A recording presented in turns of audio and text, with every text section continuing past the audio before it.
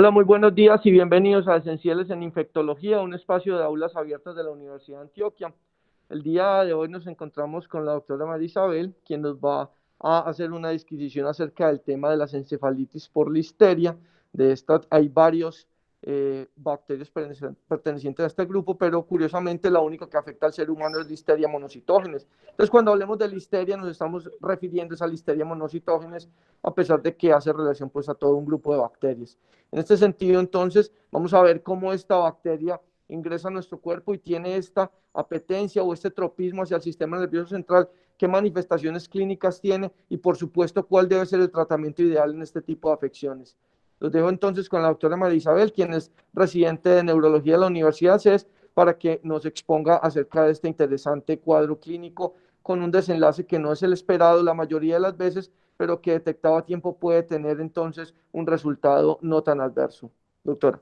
Mi nombre es María Isabel, entonces, repito, yo soy residente de neurología de parte de la Universidad CES y el día de hoy vamos a hablar entonces del tema de listeria monocytosis, por listeria monocytosis. Empezando entonces con una introducción, entonces tenemos que la listeria es un bacilo gram positivo que fue descrita por primera vez en 1926 y fue descrita inicialmente en animales en donde fue en Reino Unido, en donde hubo una serie de casos de muertes animales de tipo de granja. Y descubrieron una característica que tenían esos pacientes es que tenían una monocitosis. Y fue de ahí que surgió el nombre de listeria monocytosis. No pasa en 1999. Se descubrió que también podría ser patología en humanos. Entonces, continuando, estamos hablando de por qué este tema es importante y hay que identificar que hay una población de riesgo bastante importante, que son los mayores de 50 años, los neonatos, lo que son las embarazadas y las personas que tienen una inmunidad deficiente, específicamente la inmunidad celular, como lo pueden presentar en enfermedades como la inmunodeficiencia adquirida VIH, o en el caso de enfermedades crónicas como cirrosis, enfermedad renal crónica o falla cardíaca de forma prolongada. Y la otra razón por la cual es importante es su alta mortalidad. Vamos a ver que esta enfermedad tiene un amplio espectro clínico que va desde unos síntomas leves de tracto digestivo, infección en el tracto digestivo, y hay una parte que es lo que es la invasión, y a medida que en ese transcurso va aumentando exponencialmente la mortalidad, al final hablaremos un poquito más de los números específicos de esta mortalidad. Vamos a pasar entonces a hablar de lo que es la epidemiología. Y tenemos entonces que en epidemiología la listeria monocytogenes es responsable de una serie eh, de, eh, de infecciones esporádicas, lo que llamamos de infecciones esporádicas.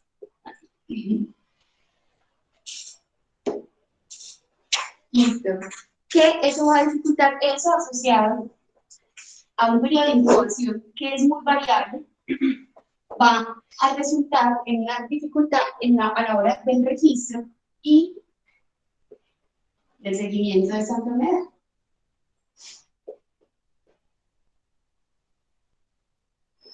Listo. ¿Qué datos sí tenemos? Entonces tenemos que para el 2010 teníamos información de que hubo más de 23.000 muertes, de 23.000 infecciones leves, más de 54.000 muertes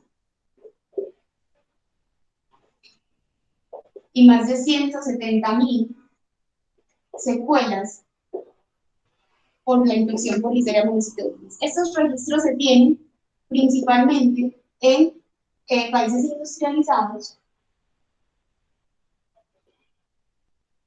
y esto va a ser por dos razones. La primera es porque hay mayor registro. Y la segunda es porque vamos a ver más adelante que tiene una importancia los hábitos alimenticios para la incidencia de esta enfermedad. Los datos más recientes los tenemos a nivel mundial, los tenemos en 2018, que son de la Organización Mundial de la Salud. Y la Organización Mundial de la Salud describe que hubo una disminución en la incidencia en la última década, desde el 2010, y describe una incidencia que puede variar dependiendo del país, desde 0.7 a 10 casos por millón de habitantes. Esa es la incidencia mundial. ¿Qué tenemos en Colombia? Muy poquitos datos. En Colombia entonces se encuentran los boletines epidemiológicos del Instituto Nacional de Salud, que entonces nos informan, el último que tenemos en el 2019, hace un recuento de los desde el 2017,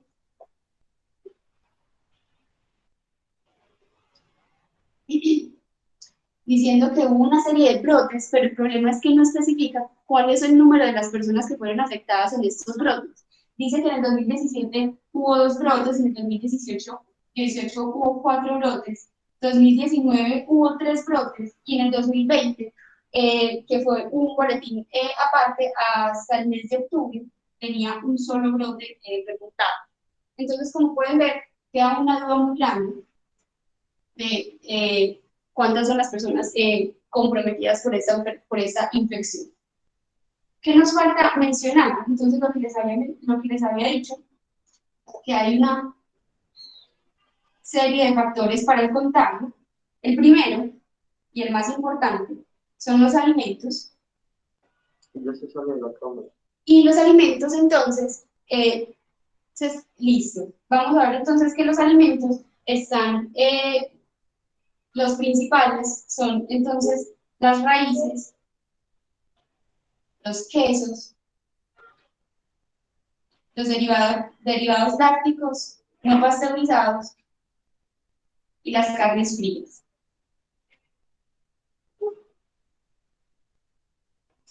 Y la segunda forma de contagio, entonces, es de forma directa por contacto con heces de animales. Entonces, es de forma, esto la hace zoonótica. Listo.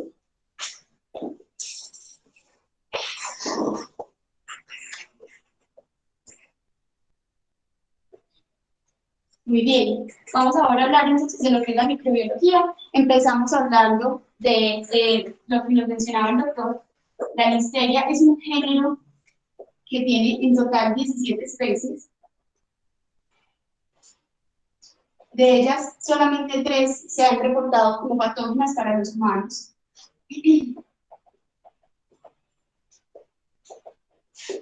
Dentro de ellas está la principal, que es la monocitogenes, en la que la gran mayoría de las veces va a ser la responsable.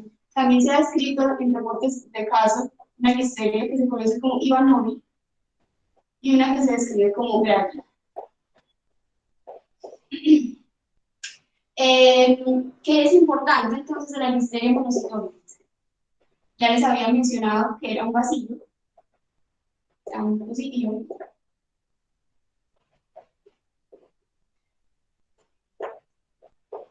un bacilo gran positivo, es anaerobio facultativo,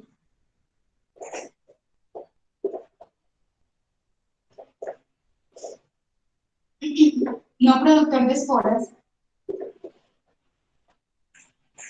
catalasa positivo, oxidasa negativa. Tiene una forma que describe como una vara, con un flagelo. Listo. Va a tener unas características, una serie de características que lo van a hacer resistente a múltiples medios. La principal de ellas es la resistencia, una alta resistencia a los grados de temperatura. Va a tener una resistencia desde un grado centígrado hasta 40 grados centígrados. La mayor replicación se va a dar entre los 35 y los 37 grados centígrados, y el movimiento se adquiere con más de 20 grados centígrados. Eso es lo primero. Lo segundo es que tiene una alta tolerancia a medios ricos en sal. Ya vamos a ver eso porque es importante en la patogenia. Y lo último es que tiene una formación de biofilms. Muy bien. Bueno, ya entonces, dentro de la Listeria monocytogenes hay 14 serotipos. Estos 14 serotipos van a estar definidos por una serie de antígenos, el antígeno H y el antígeno O. El antígeno H es somático, el antígeno O es de flagelo. Y de esos 14 serotipos, el 95%, los que realmente importan, son tres. El 1, 2A, el 1, 2B y el 4B. Son el 95% de las veces los responsables de las enfermedades que se presentan en los humanos. Continuamos entonces para hablar de lo que es la patogenia. Entonces ya habíamos mencionado que tiene una serie de mecanismos que lo vuelven altamente tolerante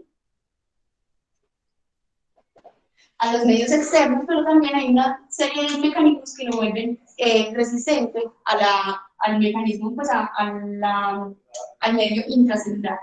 Tenemos entonces que estos mecanismos de virulencia van a ser las internalinas, que son conocidas como la internalina A y la internalina B, que lo que va a lograr es internar ese microorganismo a la célula, y unas listerionicinas. Él tiene muchos factores de virulencia, pero estos son los principales. Esta listerionicina lo que va a lograr es que va a permitir que una vez replicado el microorganismo dentro de la célula, va a poder salir de esta célula e ir a infectar otras células, y también va a permitir que logre evitar los fagosomas de la inmunidad, pues, como de las células. Tenemos entonces que, como les había mencionado,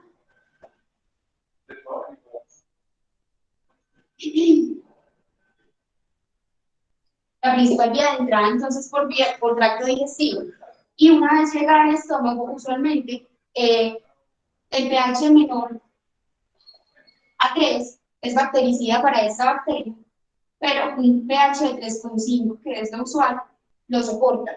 Y además tenemos los inhibidores de bomba de protones, un alto uso en nuestra población, que eso va a aumentar el pH y va a permitir entonces que esta bacteria pueda pasar fácilmente por el estómago. Una vez llega al duodeno, hay una serie de mecanismos que se encuentran y que la bacteria les pasa fácilmente. Uno es la rico en sales biliares, que ya habíamos visto, que las sales son que es altamente tolerante a medios salados. Lo otro es que se encuentran los anticuerpos luminales, que realmente no tienen una buena respuesta contra esta bacteria, entonces realmente esta bacteria los logra pasar fácilmente. Finalmente entonces llega a la pared del duodeno, y en la pared del duodeno pueden pasar dos cosas. Podemos lograr el control de la enfermedad, o podemos pasar a una invasión. Lo que es la invasión, entonces, se va a lograr pasar entonces a lo que son los ganglios linfáticos, posteriormente a la linfa, luego a la sangre, y de la sangre va a distribuirse en una serie de tejidos que van a ser los responsables de las manifestaciones clínicas. Entonces tenemos lo que es el vaso, el hígado, el sistema nervioso central, entonces la barrera hematoencefálica para el vaso al cerebro, y la placenta en las embarazadas.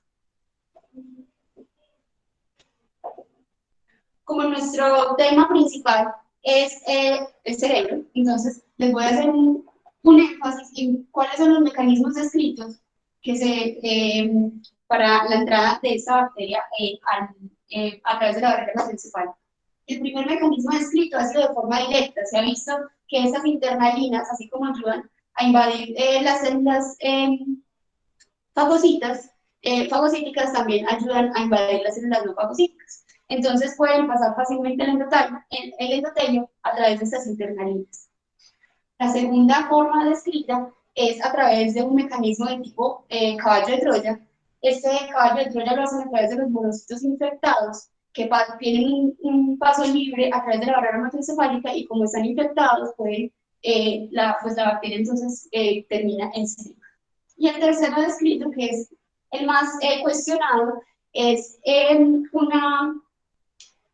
a través del transporte retrógrado de las neuronas periféricas, especialmente de los nervios craneales en su porción periférica, hacen un transporte retrógrado, especialmente se ha descrito en lo que es el trigémino y en el décimo bajo. Esto es entonces la capacidad de patología que tiene esta enfermedad. Vamos a hablar ahora de las manifestaciones clínicas. Entonces, lo que es la clínica, la podemos dividir en dos partes. Lo que es la infección local y lo que es la infección de invasión. La infección local, lo principal es la infección en tracto gastrointestinal. En la mayoría de las infecciones, solamente tiene unas excepciones que ya vamos a ver más adelante, y es la que se presenta en los pacientes sanos. En los pacientes se presenta una infección leve, tiene un periodo de incubación corto de 24 horas después de la ingesta del alimento o la sustancia pues, que estaba contaminada. Y estos pacientes lo que se van a quejar entonces de fiebre, astenia, mialgias, síntomas muy inespecíficos como pueden ver.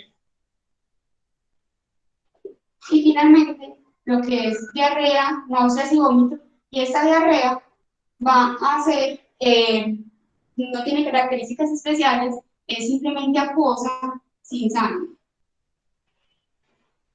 Importante, estos síntomas son autolimitados, es la principal característica de esta enfermedad, de estas infecciones locales. Son autolimitados y tienen más o menos una duración de 1 a 5 días. Listo. Y la excepción que les había comentado que existía, que realmente solamente existen una serie de reportes de casos, es unas infecciones cutáneas en piel, localizadas en piel, que se dan a través, pues cuando hay una lesión de la piel y hay contacto directo con heces contaminadas, en ese caso se da una clínica que puede ser de fiebre, con un rash que describen como papulario vesicular,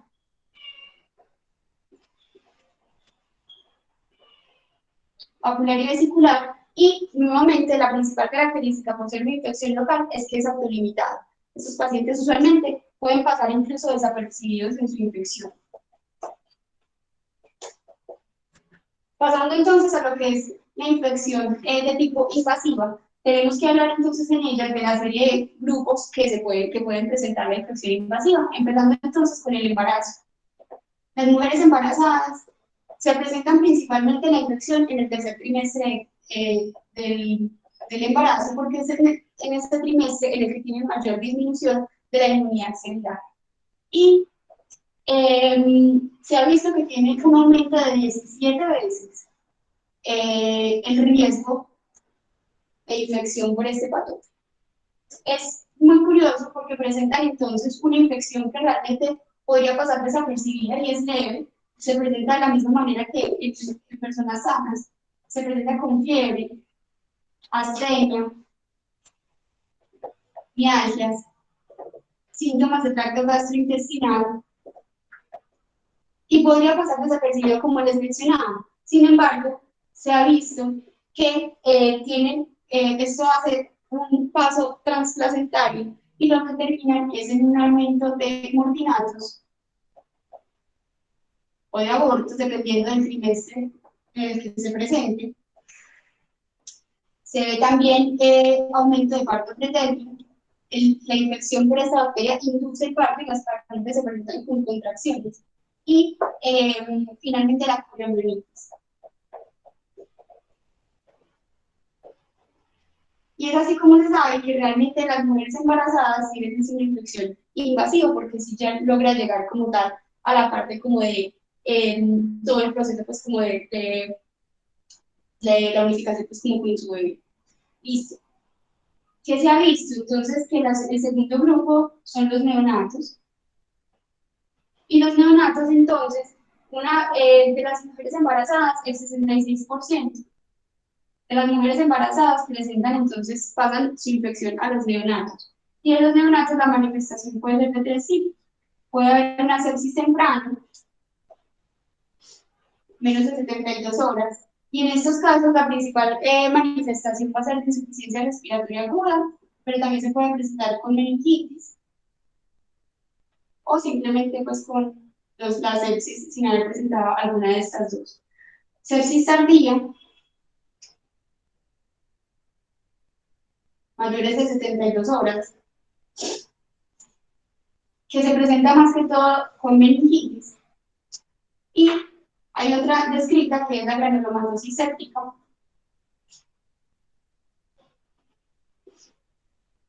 que lo que lo que pasa en estos casos de granulomatosis séptica es una serie de microabscesos que se presentan en vaso y en hígado, que es altamente mortal para los bebés. Lo que es la sepsis temprana y la granulomatosis séptica se ha descrito que la infección es a través del paso en placenta, y la sepsis tardía usualmente es a través del canal de parto. Muy bien, y finalizando entonces el tercer grupo, que puede presentar una enfermedad invasiva, entonces van a ser los demás, que son los mayores de 50 años, y los que tienen factores de riesgo que ya habíamos mencionado, que tienen una disminución de la inmunidad celular. Esos que tienen los factores de riesgo son el 97% de este grupo de personas. Y en este grupo de personas, entonces, hay dos manifestaciones principalmente, lo que es la bacteremia, que es la principal, y la segunda, y nuestro propósito de la charla, es la meningoencefalitis o la neurolisteria. Y vamos a hablar entonces de la meningoencefalitis.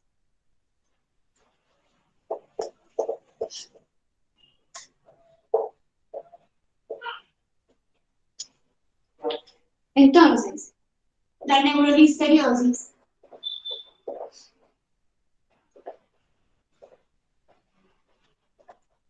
se puede presentar de dos formas.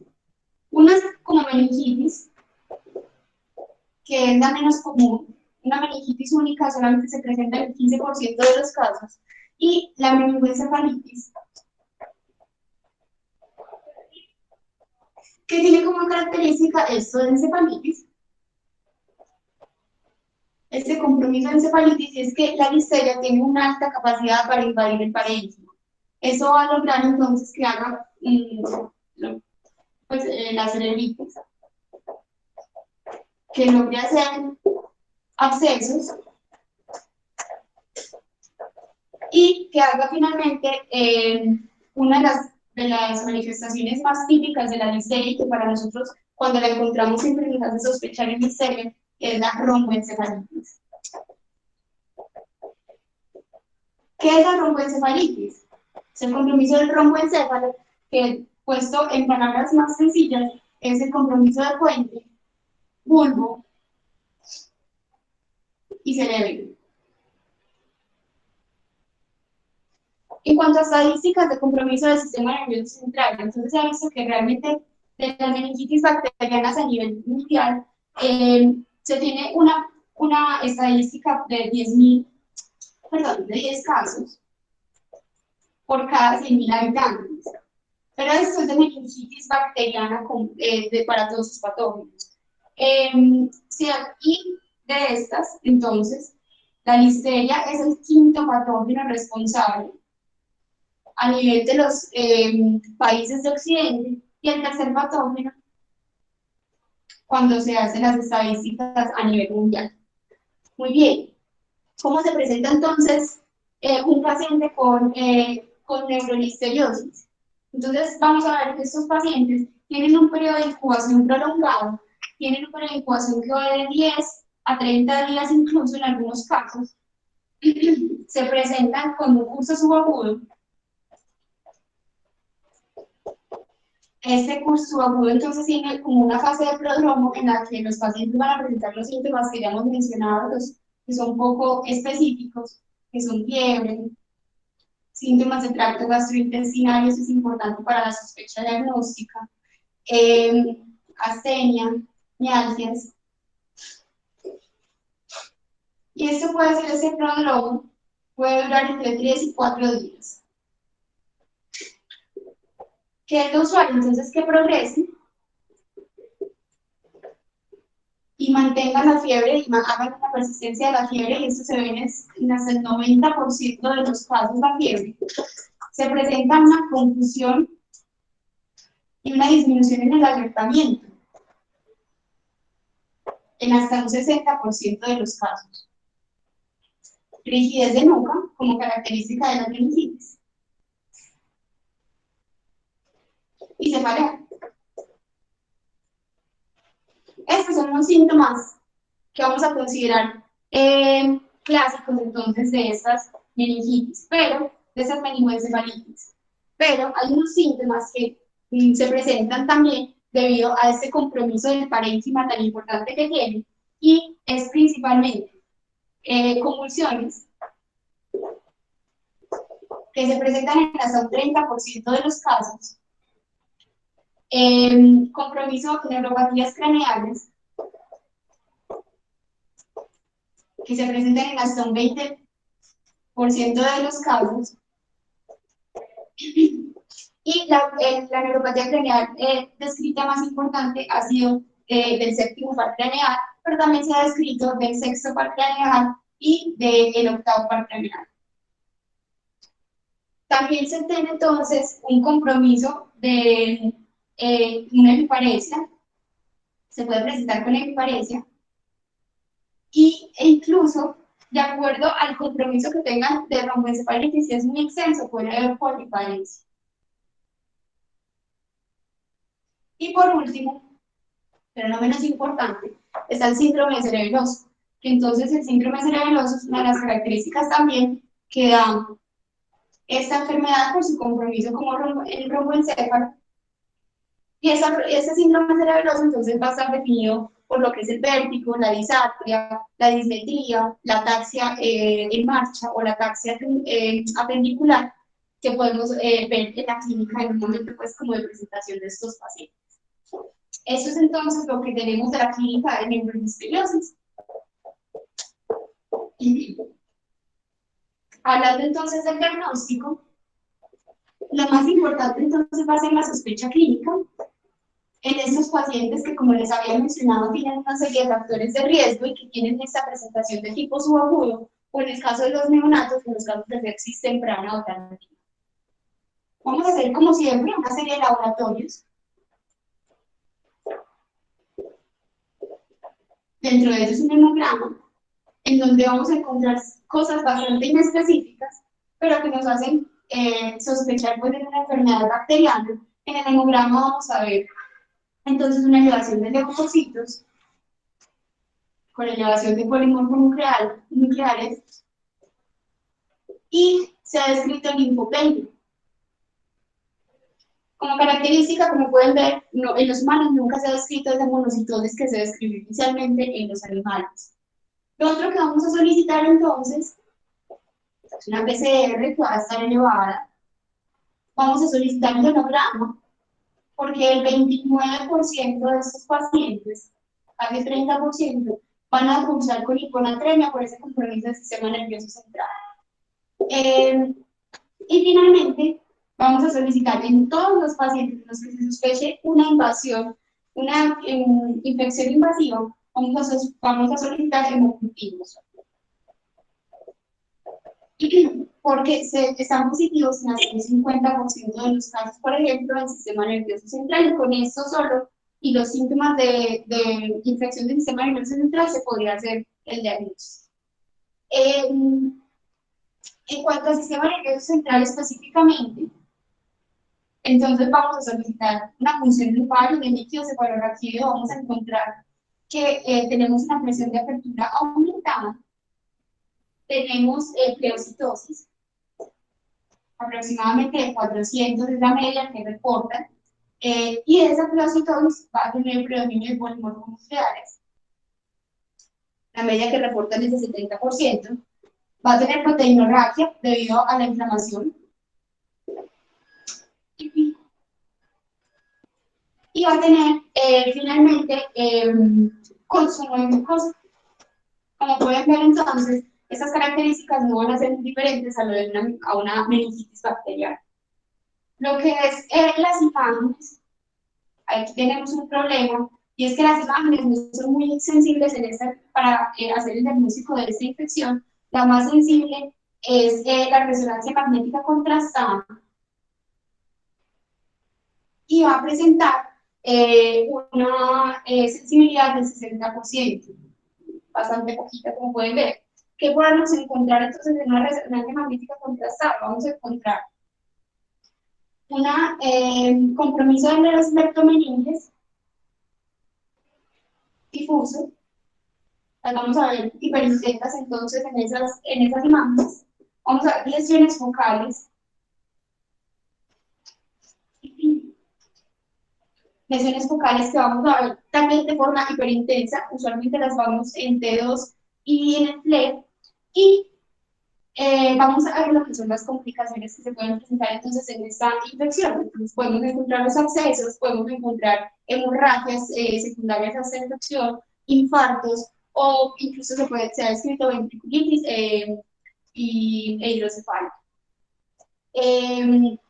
Eso es todo entonces en cuanto a, bueno, no, claro, no, me falta mencionarles entonces el diagnóstico específico. Entonces lo que vamos a hablar es entonces que tenemos dos opciones: el cultivo, que a pesar de ser un anaerobio facultativo, pues esto crece de forma fácil en los cultivos pues como usuales que hacemos, y pero tenemos la reacción en cadena polimerasa es el preferido porque tiene un aumento en lo que es la sensibilidad y la especificidad del diagnóstico, y además porque se incluye en el FILM-Array que hacemos de forma rutinaria, por ejemplo, en ictiocefalorraquídeo. Entonces lo podemos solicitar de forma rutinaria, y ahí ya estamos incluyendo la sospecha de listeria. Vamos a pasar ahora sí a lo que es el tratamiento. El tratamiento, entonces, les tengo algo importante para contarles, y es que no hay ensayos clínicos aleatorizados que nos hayan demostrado como tal estos tratamientos, esas recomendaciones de los tratamientos. Sin embargo,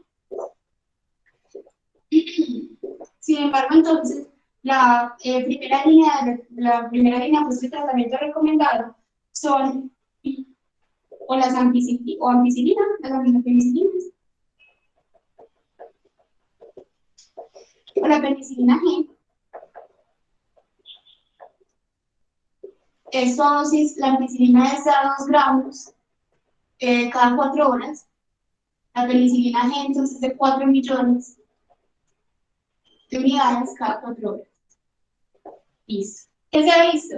Que en estudios in vitro, realmente in vivo no se ha visto este beneficio. Se ha visto que tiene una sinergia bastante importante cuando se usa con clindamicina. A dosis de 5 miligramos por kilo por día, dividido entonces para darlo cada 8 horas. Se usa entonces las recomendaciones, por ejemplo, de la CDC en Estados Unidos. Entonces lo que hace es recomendar el uso de la gentamicina en infecciones como endocarditis o del sistema nervioso central. La segunda línea, entonces, en caso de que no podamos dar penicilinas o por alguna otra razón, entonces va a ser el meropenem y metroprim sulfa y el pictaxo. Este último no se debe dar entonces en infección del sistema nervioso central, Y eso me lleva a comentarles que lo que son la ampicilina, lo que es la primera línea, ampicilina, penicilina y gentamicina, tienen un muy buen ingreso entonces al sistema nervioso central, dado la inflamación que se está presentando en ese momento. Bien, como sabemos entonces, estos pacientes usualmente se presentan, y la sospecha que tenemos es entonces una meningitis bacteriana, no podemos identificar inmediatamente que estos pacientes están presentando con una listeriosis, entonces se va a tratar con otros medicamentos como son entonces ceftriaxona y vancomicina. Hay que saber entonces en qué grupo de pacientes vamos a incluir este tratamiento de primera línea de forma empírica. Entonces, ya los he mencionado durante toda la charla, son los mayores de 50 años y los neonatos. Y esos pacientes que tienen como factor de riesgo alguna enfermedad que haga que su inmunidad celular esté disminuida. En esos pacientes, entonces, es donde se les va a iniciar toda la terapia clínica, incluyendo esta primera línea de para listeriosis. Y, importante, una vez se confirme, entonces, el diagnóstico de listeriosis, posiblemente hayamos iniciado, entonces, manejo de esteroide por la posibilidad de un estreptococo neumonía a nivel del sistema nervioso central, y en ese caso debemos suspender inmediatamente el esteroide, ya que tiene un aumento importante de la mortalidad. Finalmente, entonces, tenemos que a pesar de todo ese tratamiento, los pacientes tienen una alta mortalidad. Se ha descrito del 20 al 30% de mortalidad en estos pacientes a pesar del tratamiento. Y aún más miedoso, una presencia de secuelas del sistema nervioso, por las lesiones del sistema nervioso central de un 40% a pesar del tratamiento. Son pacientes que quedan con todas estas afecciones de síndrome cerebeloso, de hemiparesia, que se podrían presentar, o de las convulsiones a largo plazo, que se presentaron en la manifestación. Eso es todo entonces lo que tenía para comentarles. Muchísimas gracias.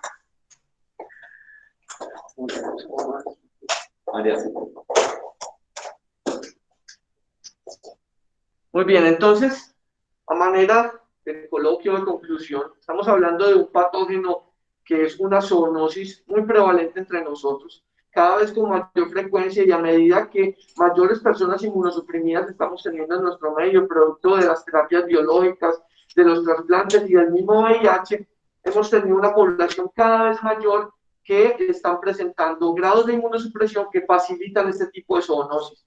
Uno de los factores más importantes que hemos visto en los pacientes que presentan este cuadro clínico es el consumo de quesos no pasteurizados o de lácteos no pasteurizados. Y entonces aquí entra otro patógeno importante que es Brucela, del que no vamos a hablar hoy en día, pero que es importante que lo tengan en cuenta porque también tiene una apetencia especial, un tropismo especial por el sistema nervioso central. Hay neurobrucelosis y, como ustedes conocen bien, la brucela se manifiesta mucho en nuestro medio a nivel de la columna vertebral con espondilodisquitis.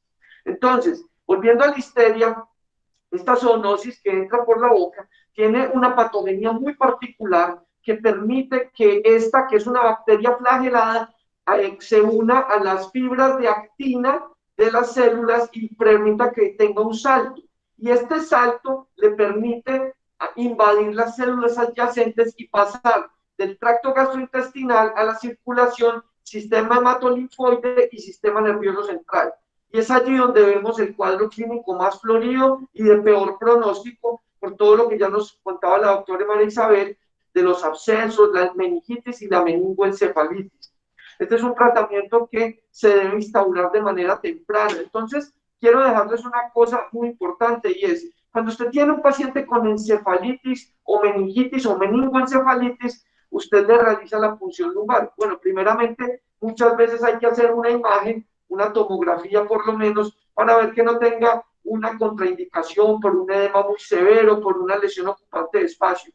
Una vez que usted determina esto, que se trata no de un absceso cerebral o de un tumor, y que se trata entonces de una meningitis o una meningoencefalitis, procede a hacer la punción lumbar. Pero lo importante es qué va a hacer usted con ese líquido cefalorraquídeo. Entonces, debemos hacer, por supuesto, un citoquímico Vamos a pedirle, dentro de las tinciones especiales, un GRAM, un KOH, porque inicialmente usted no sabe si su paciente en medio de esa inmunosupresión pueda tener un hongo como criptococo, que es tal vez la meningitis fúngica más frecuente que tenemos nosotros y que incluso se presenta también de forma epidémica en personas inmunocompetentes o relativamente inmunocompetentes, porque lo vemos mucho en pacientes diabéticos mal controlados o que no sabían que eran diabéticos y debutan con una meningitis por criptococo. El ZN, fundamental porque entre nosotros la tuberculosis es altamente prevalente y también compromete el sistema nervioso central. Dentro de los cultivos, entonces, vamos a hacer cultivo para piógenos, porque dentro de las principales causas de meningitis adquirida en comunidad en nuestro medio está neumococo, ya encontramos entonces también a listeria. En el KOH, entonces vamos a pedir también un cultivo para hongos y un cultivo para micobacterias, donde obviamente pues vamos a buscar es tuberculosis.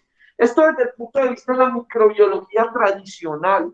Entonces, ¿qué es las otras particularidades que requiere un estudio del líquido cefalorraquídeo hoy en día en un paciente con meningitis o meningoencefalitis adquirida en comunidad?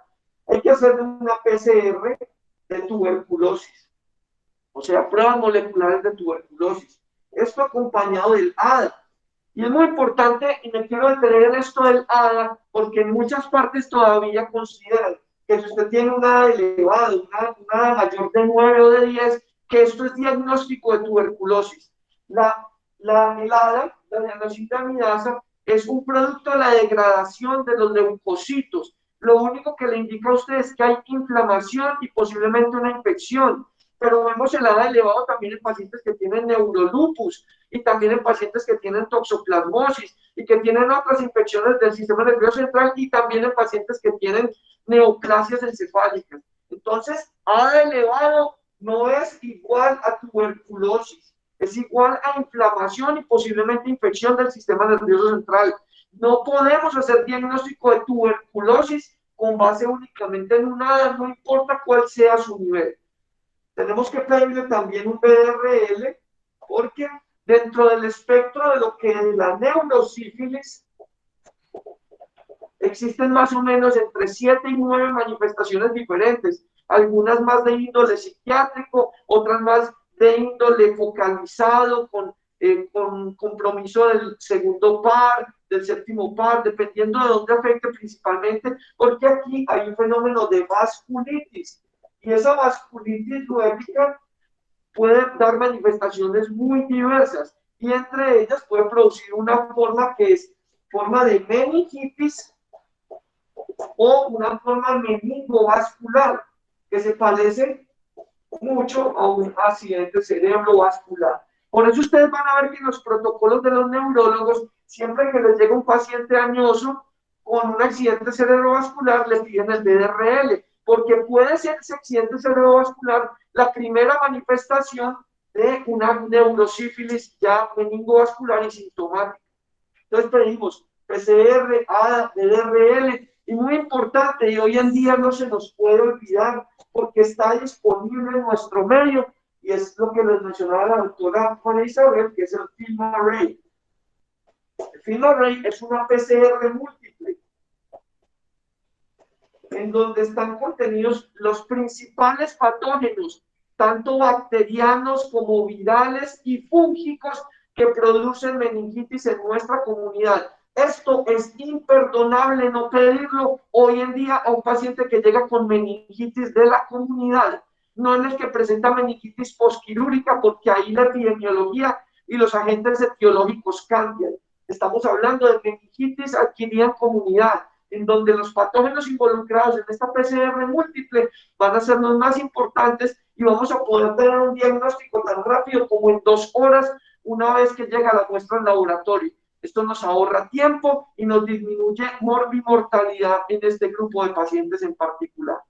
Esto era entonces lo que teníamos para contarles el día de hoy acerca de lo que era la meningoencefalitis o la encefalitis por listeria, y al final algo acerca de cómo enfocar este tipo de pacientes en forma general. Recuerden, esto es Esenciales en Infectología, un espacio de aulas abiertas de la Universidad de Antioquia. Nos vemos en una próxima ocasión. Muchas gracias.